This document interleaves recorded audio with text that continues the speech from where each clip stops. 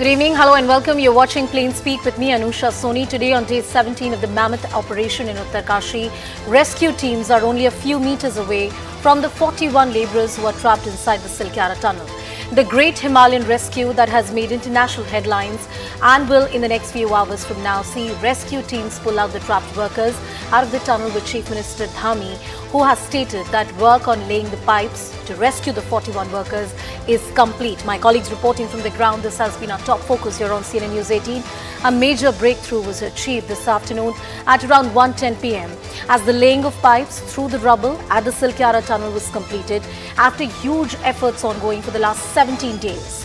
Prayers of the family members of the trapped workers and crores of country's citizens are pouring in as the relentless hard work of the rescue agencies reach the final leg. It's a critical and a delicate final leg that we are talking about.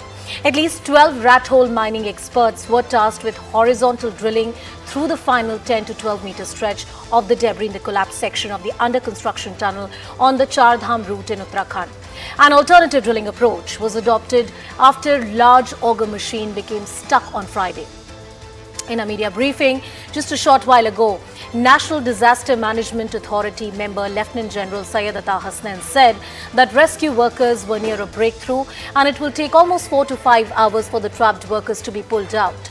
As a fallout of the Uttarkashi tunnel mishap, the National Highway Authority of India has stressed the need of the order to follow the tunnels by an independent and expert agency. But right now, all eyes on that important rescue operation that has made headlines, and rightly so. It has been a mammoth task for the last few days, and right now we are in the last leg. Everything is on standby, the medical teams, ambulances, everything has been placed on the go just to ensure that when the first set of workers are pulled out, they get the kind of medical help that they need. Our focus here on Plain Speak, our breakthrough on the 17th day, how the mammoth operation has unfolded. We tell you all about the story, everything that has gone into that operation, what's happening right now, and how will the next few hours really look like. The breakthrough has happened at this very moment as we are speaking, and that is the reason why this entire movement has already started over here.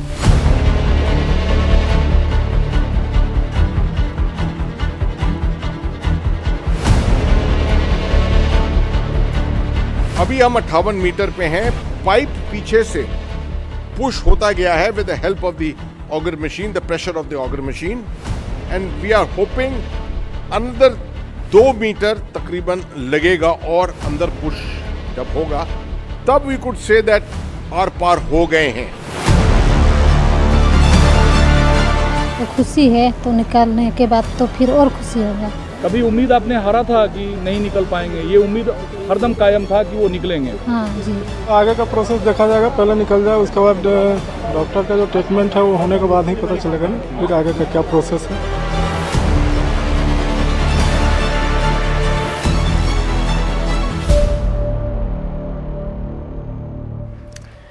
While cutting across to my colleague Anshul, he's been tracking this rescue operation non-stop for the last few hours and for the last 17 days. Anshul, the last few hours, fingers crossed, it's a delicate task at hand. The quick updates, the latest one.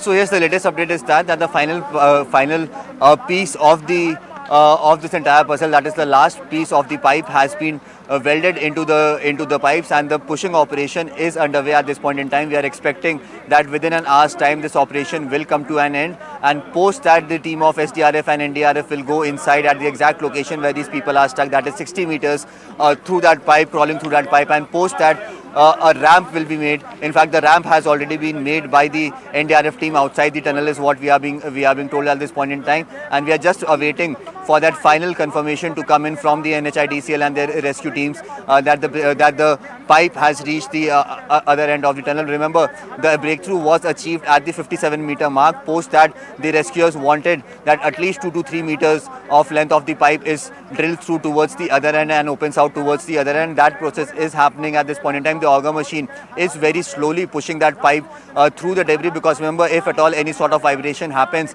in that debris, then the debris will fall and eventually close the pipe that has been drilled through, and hence the rescuers are not risking it at this point in time, and hence we are expecting that within the next few minutes probably an hour this operation will come to an end, and post that the NDRF, SDRF teams will go inside, and one by one people will be taken out. On the other hand, if you could see behind me as well, the number of ambulances that have gathered over here. These ambulances are all on standby. A makeshift hospital has been made specifically inside the tunnel itself, making sure that whatever first aid needs to be given to these people, that could be given to them at the earliest. So yes, it's just a matter of minutes, probably an hour, before we could break this news of the first person coming out of the tunnel after 17 days, and the first human contact that can be made with them after 17 days. So yes, it's just the next few hours that we are waiting for. But yes, fingers crossed, hopefully the pushing of pipe that is ongoing, that happens successfully, and the 3 to 4 meters pipe that needs to be pushed in, that drills through successfully, and that is when we are expecting this entire operation to be handed over to the NDRF and the SDRF, and then the entire SOPs will follow. The easiest part of the operation will then take place. Of course, you'll stay with us through the course of the broadcast. But before I go to my guests, one more question that I'd like to take from you. We've spoken about the technicalities of the operation, but you've been stationed there for those last 17 days. You have lived and felt this story. I was hearing your earlier reportage as well, where you pointed out how a small temple, a makeshift temple, has been created there. What has been the human interest story really like? The locals, at one point, they were very disappointed. There were certain protests. But today, when these workers are to be pulled out, we saw a lot of locals cheering. They were happy that finally all these workers will be pulled out. The human side to this great rescue operation. Well, yes, the locals since day one, since the day I arrived over, initially a few of the local people that I interacted with told me about a local legend over here, and said that nothing is going to happen before the 26th of November because the gods are angry, as the temple of that god used to happen on top of this mountain, and if this tunnel is built, then people will not go and worship that god, and hence the god is angry, and that is the reason why something like this has happened. And that is the reason why approximately 5 to 6 days ago a makeshift temple was made over here. We saw those visuals of people going inside the temple by praying at that temple, be it General VK Singh, be it the engineers who have been called in, be it the Chief Minister who also prayed at this temple last evening as well. And post that, if you look at the human interest angle, the people were actually very, very concerned, because all these people were the friends and family members of these people, and who actually knew. Also, the Chief Minister, there is movement in the cavalcade of the Chief Minister as well. Right behind me, you are seeing that the Chief Minister is now moving out of the tunnel. We are hoping that he would stop and brief us about the current situation, because there is a lot of clarity that needs to be taken from him. But yes, the cavalcade of the Chief Minister is now moving out of the tunnel side. What is the reason behind this? That is something that remains to be seen. We'll try to find that out in the next few minutes. So the Chief Minister is now going down to the Pota cabins, where the meetings generally happen. He has not moved out of the site. He has in fact gone inside the place where the high-level meetings and the hectic parleys happen out here on the tunnel side. So yes, we are hoping for that good information, for that good news to come through anytime now. It is just a matter of minutes, probably 1 hour, that we will be able to bring this report to our viewers that the first person has finally been taken out of the tunnel after 17 days. Absolutely, Anshul. I'm waiting to hear that from you. As the breaking story, first here on CNN News 18, please stay with us on the broadcast. I'll quickly introduce our guests as well who are joining us on the broadcast. We have Mr. Alok Bilal, who's a former DGP of Uttarakhand. He's joining us on the show. We also have Brigadier Vinod Datta, who's the former senior consultant at NIDM. Mr. Vimlendhu Jha, who's an environmentalist, is also joining us on the broadcast. And Arya Ghosh, who's a national safety, security and aviation analyst, is also with us on the show. Good evening to all of you. Thank you so much for joining us on the broadcast. Brigadier Datta, first I'd like to come to you, sir. What a mammoth operation this has been. 17 days it has taken for us, but everybody is safe. None of the rescue workers so far have been hurt, and God forbid that happens. But how big of a task has been done or is yet to be achieved? Of course, we are yet to have the first worker pulled out, but to be able to make through the breakthroughs that have been achieved so far is no lesser of an accomplishment. Yeah, good evening, everyone, and let me congratulate everybody, on nearing this completion of this operation. And it has been very, very mammoth and huge operation, which is nearing a completion because of the coordination of the various agencies, whether they were central agencies or the state agencies. Now, tunnel operations are not very easy, to conduct or to, venture in, because what happens is the approaches are very, very limited. Like other, disaster-like situations where you have many approaches. You have 360-degree opportunities that you can approach the ground zero from any angle.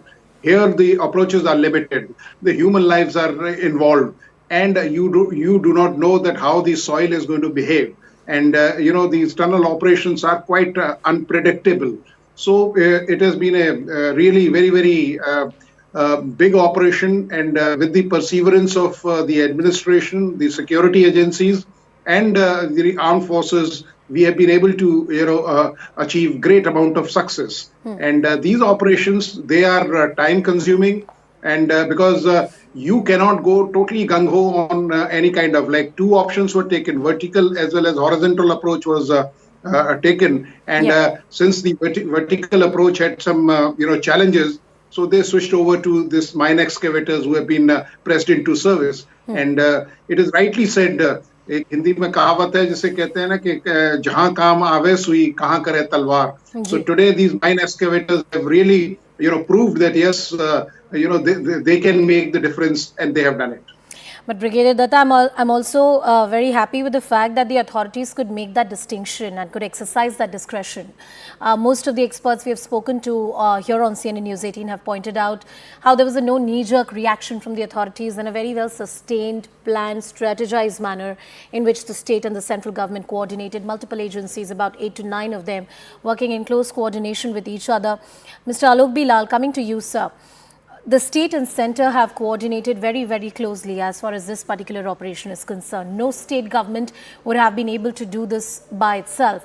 The kind of technology that has been pushed in, the kind of support that they have got from the local administration, without this multi-layered coordination, this operation couldn't have been a success. It is yet to achieve its last milestone, but hopefully we are just still there, very, very close. First of all, I must say that I'm so happy that we are so close to a good news. Having said this, yes, coordination is a very important aspect of such rescue operations, especially where two governments are involved, the central as well as the state government. And I'm glad that soon enough after the disaster struck, it was decided that it will be the government of India who will be having the wherewithal to deal with a huge situation like this. And also because the tunnel is being made by Government of India, it was only right that they should have taken the responsibility of coordination. Because the initial meetings were held under the chairmanship of the local district magistrate. Now, some of the officers who came from Government of India were far senior to this district magistrate in their recruitment years. So it was felt that perhaps a senior officer from Government of India would be the ideal person to coordinate. So my feeling is that we could have had, some kind of an escape tunnel even before such a huge tunnel was being constructed. I think in all such cases where you are dealing with the Himalayas, which are very fragile, so when you make a long tunnel like this one, you must also have the escape standard operation procedure in place. Right. This SOP possibly was not there. And therefore, when it started happening, everybody was at wit's end what to do and how to go about it. So my own feeling is that escape tunnels could be thought of, and they should have been made. And in all such, if we can take a lesson from this, in all such projects in future, we should have this. And secondly, we should be prepared for such disasters in the Himalayas, because Himalayas are friable. We all know it's a young mountain. And the manner in which, sir, the kind of infrastructure creation which is happening in Himachal and in Uttarakhand, safety measures after this accident could be reviewed, once again looked at. On that note, Mr. Vimlendu Jha, bringing you into the discussion. There's been much chatter and discussion about we need to rethink, we need to recalibrate. I don't think anybody is against creating infrastructure, better connectivity, better developed states. But to have the right kind of balance between development and ecology, especially in a state like Uttarakhand, where the mountains are porous, it's a sensitive ecology that you're dealing with. Those concerns need to be taken into account. Is it time that perhaps our planning and our methods need to be relooked once again? And in your understanding, are authorities really sensitized to this? See, no doubt we need to celebrate and congratulate the effort put together by the rescue operations, as in the central government and the state government. But I think this tunnel collapse and this rescue operation, the number of days, 17 days that it's taken, should ideally wake us up and wake up the government to really re-look at the kind of infrastructure that we're trying to build. As in, Himalayas is not your Lajpat Nagar or Bombay, where you are actually digging a tunnel. As in, every study that has actually taken place in last several decades clearly talk about the kind of tunneling activity, the kind of infrastructure development that we are actually building in the Himalayas is unscientific. It doesn't take into consideration the geology and the geography of the area. As in, we need to not just look at how did whether we have been able to rescue these 41 people or not. The fact that why did that tunnel collapse? Was there enough thinking, enough study? And the reality is that there was not. As an environmental impact assessment of this project was bypassed. And in 2019, when the Supreme Court was hearing this case, in the name of national security, of course, everybody wants quicker mobility and broader roads. But do we want broader roads in Himalayas that don't have the carrying capacity? And therefore, rather than actually looking at last 17 days, the entire country and all of media only talking about rescue operations, nobody's asking that critical question that why are we plundering the Himalayas? As in 2023, we have actually seen the kind of disaster that has taken place in Himachal. We've seen the kind of disaster that's happened in Sikkim. We've seen Uttarakhand. So should we will this tunnel function? Because there are 66 similar tunnels and infrastructure projects that's actually going on. It's a 900-kilometer road that we're trying to build. But when our convenience becomes so arrogant that we don't really look at the carrying capacity and the ecological sensitivity of the Himalayas, this is what is happening. And by the way, it is not just about the soil movement or in terms of tunnel collapse. The rivers are suffering. 600 hectares of forest has actually been cut to build this 12-meter road that we're talking about. So, it's really, really unfortunate, and hope this is a wake-up call. Hope the government realizes that it cannot draw a road on the map of Himalayas the way it actually makes a map in Delhi or in any other urban area. Arya Ghosh, coming to you, do you think that the rest of the tunnels which are yet to be created in this entire project, there needs to be a rethinking as to why this really happened? And I'm sure the authorities will look into this. At the end of the day, if these level of rescue operations are to be done, it is the expense, it is the effort of the government that really goes into it. There's accountability that is sought from the politicians and from the elected leaders.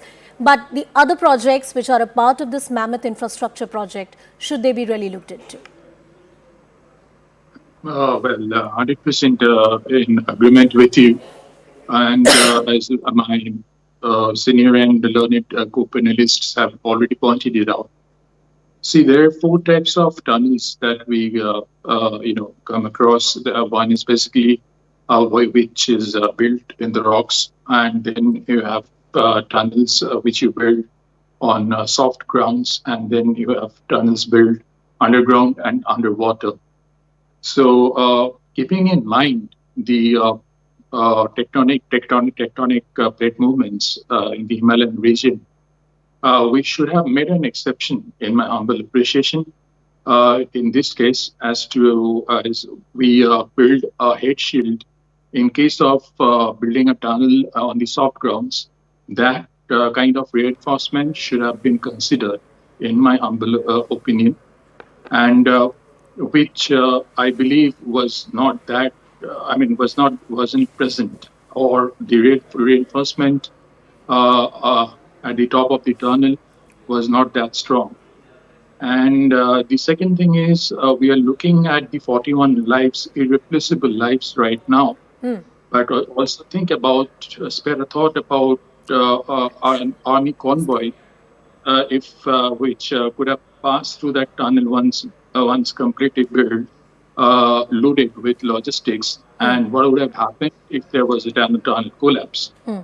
And the other thing is escape tunnel. That is a very kind of vital factor we should have considered at the beginning. Before working on the main tunnel, the escape tunnel should have been built for this emergency situation. I mean, meeting this emergency situation wherein the workers that are now stuck could have been brought up. So that should have been kept in mind as well. And also there is, now they are building this escape tunnel, which is basically will be perpendicular to the Silkyara end, which is about in length 180 meters. That is being built now. But why now? So, and hats off to the rat miners. I have personally had a discussion with the NDRF headquarters and the officials at the tunnel site, and I've conveyed my suggestions, what I wish to, and I'm happy to experience that what I've suggested on that time they're also working, and also I have suggested that from the Parkut side, since there is no debris on the Parkut side, there should have been an effort earlier made to reach the workers. Mr. Also- Alok Lal, coming to the point of that this should not happen again in the future, and we are still counting down. When the first worker is really pulled out of that tunnel, it's in the last phase that pipe has been inserted. There's a welding process that will go on, and then via stretchers, one worker after another will be pulled out. It needs to be done very, very carefully. The Chief Minister was at the spot. His entourage just has left the spot right now. They've gone down for a couple of meetings, as my colleague was pointing out. NDRF teams are on standby. The ambulance is on a standby. This operation will continue to go on till about midnight. So we don't know how long this may take. These are the last few hours, that's all we know. But at no point the authorities have indicated that they're going to rush through the process. The fact that the last leg had to be done through rat miners points out that how the machines, technology, despite the best available technology, had failed to cut through the last leg of debris which was lying there. Mr. Lal, coming to the point of why the rat miners had to be used, there was an American auger machine that broke down multiple times. It was replaced. Then parts of the machine got stuck into the debris. And then finally the rat miners had to be used. Talking about the peculiar geology or the geographical conditions, the terrain that exists in the Himalayas, the heavily porous nature of the mountains, how difficult was this operation to bring it to this point of near completion? Well, I have had a word with a geologist friend of mine who was on the spot and has deep knowledge of this area. And she told me that this is a particularly fragile zone, and there are faults which have taken place a long time ago and which have caused the rocks to splinter, and anybody who touches them will be disturbing the entire balance. It's like the apple cart being dislodged.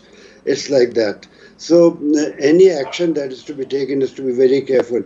Now, one of the SDRF officers told me that one of the things that happens is, apart from those who are called VIPs and VIPs who are actually visiting because they have a functional input to bring in there, it's fine. But other VIPs who want to use this as a photo opportunity should not come. The Chief Minister, of course, is the Chief Executive and he has to go and supervise things. But apart from that, many others who visit and therefore disturb the action which is going on. One of the reasons why one of the machines was wrongly used, I'm told, at the site was for this reason, that when a particular VIP was there, the people who were operating that machine wanted to show to the minister that how effective it is. And so there was a wrong operation also. So what I'm trying to say is that all these things have got to be taken in a manner that shows maturity and not childishness, as was shown in some cases here also. Okay. So dealing with Himalayas means that you have to deal with a lot of difficulties, a lot of problems. Absolutely. Mr. Vimlendu Jha, I take your point very seriously, and I'm not saying that we shouldn't talk about why this has happened. We must talk about why this has happened, because that conversation will lead us to a point where we'll be able to make more, informed decisions and raise more awareness about these critical infrastructure projects which are going on. Massive money which is being invested by the government of the day, and perhaps responsible decisions which are made. But one of the arguments that I've heard often is that these kind of projects, especially in the hilly terrain of Uttarakhand and Himachal, would be risky projects like they are in the northeast of the country. We cannot paralyze the administration and the authority by not creating them. And of course, with each untoward incident like these, the authorities will find a better way. I'm not saying that they should happen, but perhaps the difficulties should not deter us from having infrastructure creation in the first place. That's the larger point that I'm trying to make. Mr. Jha. Yeah, absolutely, Anusha. So ideally, it would be very good if I'm able to lift 500 kilos of weight when I go for a workout. Ideally, right? But I need to have the carrying capacity. Ideally, yes, we need a broader road. But if in the process of broadening that road, or in the process of actually creating that critical infrastructure, if you're actually destroying the Himalayas itself, if you're actually destroying the water bodies, by the way, we are talking about two of the prominent rivers. They originate from that area, and this entire road project, 900-kilometer road project that we're talking about, is in Yamunotri, Kedarnath, Gangotri, all these areas. Indeed, I'm not saying that the villagers there, as in there were earlier 600 human settlements in Uttarakhand, they all need better infrastructure, they need better roads. Yeah. But they also need to understand that does the Himalayas have the capacity to carry those roads? Just because people sitting in Delhi, the planners and the engineers of Delhi, imagine what the previous speaker said, that the geologist told, has been warning us that the soil is very, very, very fragile. It's also around the plates. We talk about the rock formation. We are also talking about growing Himalayas. When we are aware of all of this, why would you even undertake a project? This is a disastrous project from the start itself. And this is criminal negligence in governance that we're talking about. So let's not brush this aside by saying, oh, well, India needs infrastructure. But India doesn't need mindless infrastructure. Himalayas need infrastructure. But imagine you build an infrastructure and you flood the entire Himachal Pradesh, and look at what we ended up doing in Himachal Pradesh, and the visuals that your channel and you were showing a couple of months ago, where everything was washed out. We've looked at what happened in 2013 in terms of Kedarnath, the disaster that happened. So indeed, we want a brighter and a bigger and a broader road, but if it gets washed away, or if it sinks, if our Himalayas collapse, that has the impact not just on the Himalayas, by the way.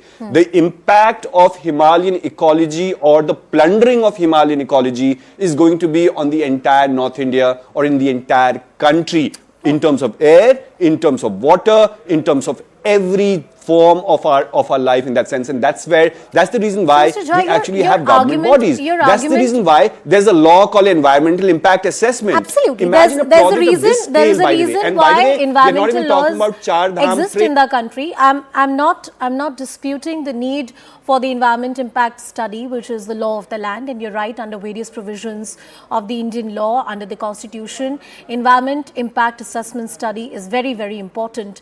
I'll take that point forward with Professor C.S. Dubey, who's also joining us on the broadcast. He's a geologist. Professor Dubey, good evening. Good to have you on the show, sir. We've been talking about this, mammoth rescue operation, which is in the last stages of completion. And we also have Mr. Vimlendu Jha with us on the broadcast and other experts, talking about the viability of the projects and how exactly in the times to come we can ensure that incidents like these do not happen. Would you agree with that broad stroke argument that it's completely unfeasible to carry out projects of this nature in Uttarakhand, in that hilly region?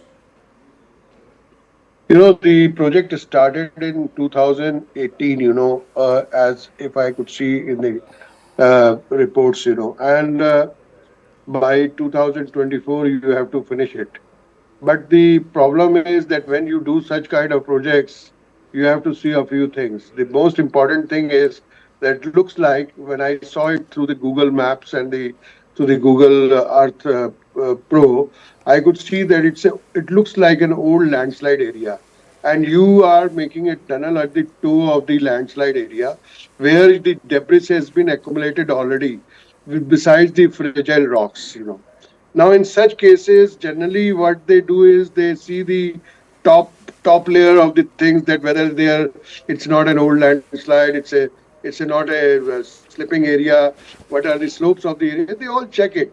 But surprisingly, in this case, it looks like that there are some small flaws which have been uh, not taken into consideration by the geologists as such, or the geotechnicals. And generally, in these kind of tunnels, we have to be very careful. Generally, when we make these kind of tunnels, we try to align them in a shortest route direction. We don't see the rocks which are there, and the dips of the rock, and the fractures of the rock, the faults of the rocks, the joints of the rocks. We don't care. And most important is the drainage pattern there.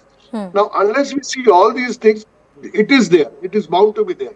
I feel like that they might have done it, but they couldn't anticipate the debris and the boulders which are there, and within the debris, it's a old landslide. They couldn't consider that, and I think that could have been one fall. I have not seen the area as such, but actually the rocks there are Berinac quartzites and phyllites and schists are there, generally belonging to the close to the below the main central thrust area. So it is a very fragile area. Everybody knows that the lesser Himalayas below the MCT thrust and the above the close to the MCT, which is a very So, active sir, tectonic zone. if everybody knows that this is a very fragile area and whatever details of the project are in the public domain, in your understanding, were the due precautions taken? Because some of the experts also pointed out that we need to create an escape route tunnel in case something wrong happens, and you pointed out that this area is known and is prone to landslides even in the past Well, as well. I could when I saw the project itself, I could anticipate that there were some places where they have made the escape routes. It is bound to be there, and there should be a parallel tunnel which should have those kind of routes. Whereby escape routes, the small tunnels from which you can come out if there is a problem. Then in all tunnels, it is a mandatory thing to make. I don't understand that. Was generally the safety is first and then you go ahead. I'm not sure about what has happened over here. Okay, not sure about what exactly has happened here. On that note, I'll bring in Mr. Arya Ghosh into the discussion. Mr. Ghosh, the safety measures and the security measures which are taken usually in an operation of this nature, I'll just come to that. But I want to once again focus and zoom in on the rescue operations which are underway right now.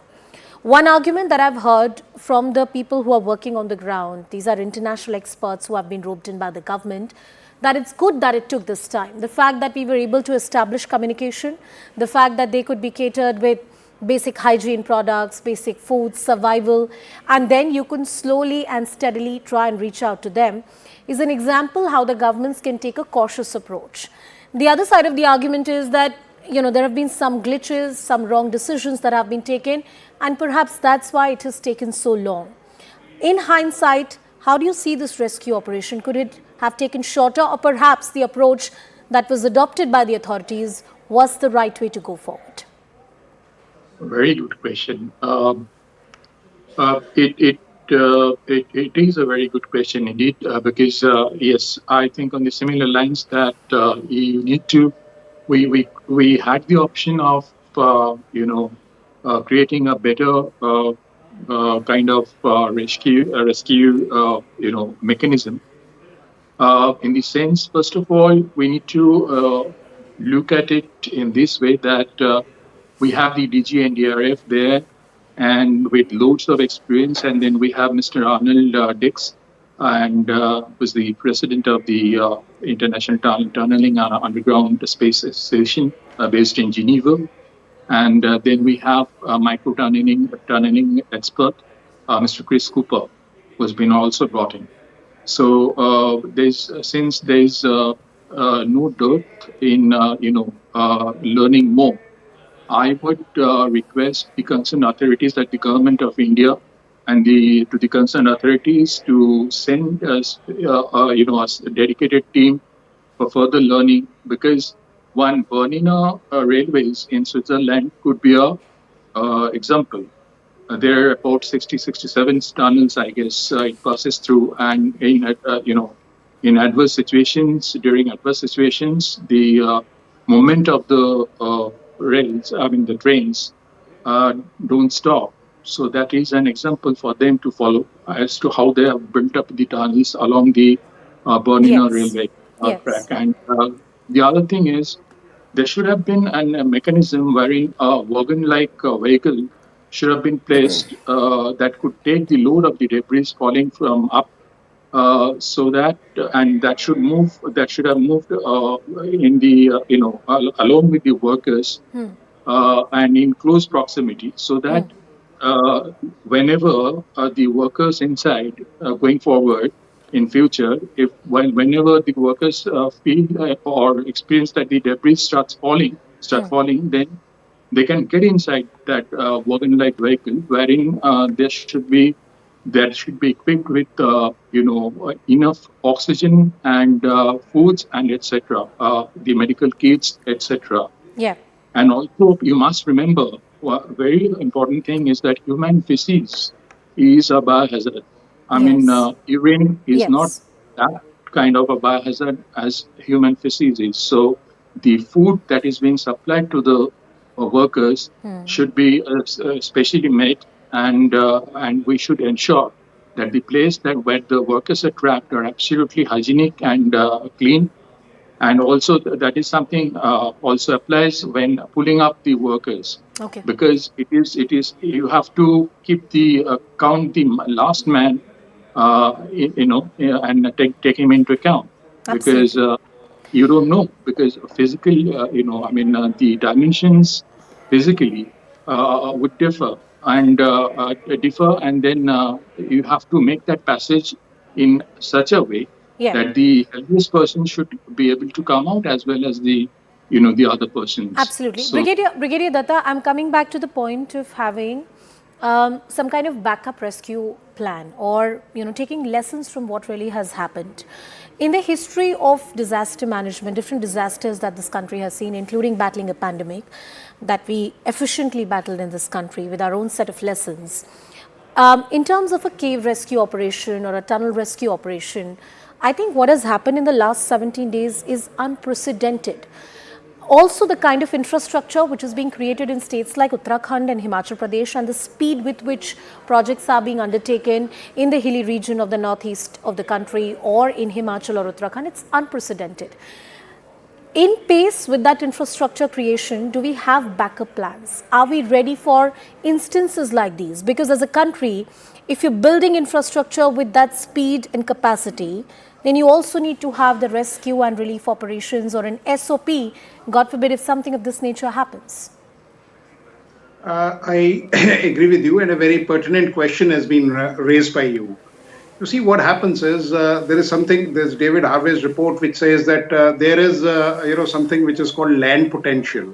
Now, the land potential has been overstretched, and I agree with Vimlendu when he is talking about the environment impact assessment. Yes, definitely, I'm for development. Infrastructure has to be made, but we are not able to carry out any kind of assessment. We generally don't have any kind of vision which goes beyond what we can see. And it has happened sometimes, you see, and most of the time I've seen that we overpromise and underdeliver. And this is what has happened. I was reading a report which was telling that the escape tunnels in this particular case, they have been glossed over. Similar thing, like, if you see what Himachal had witnessed the same thing. I had supervised one tunnel operation in Himachal but I must appreciate that the young district magistrate, she was a lady IAS officer, and she did a commendable job.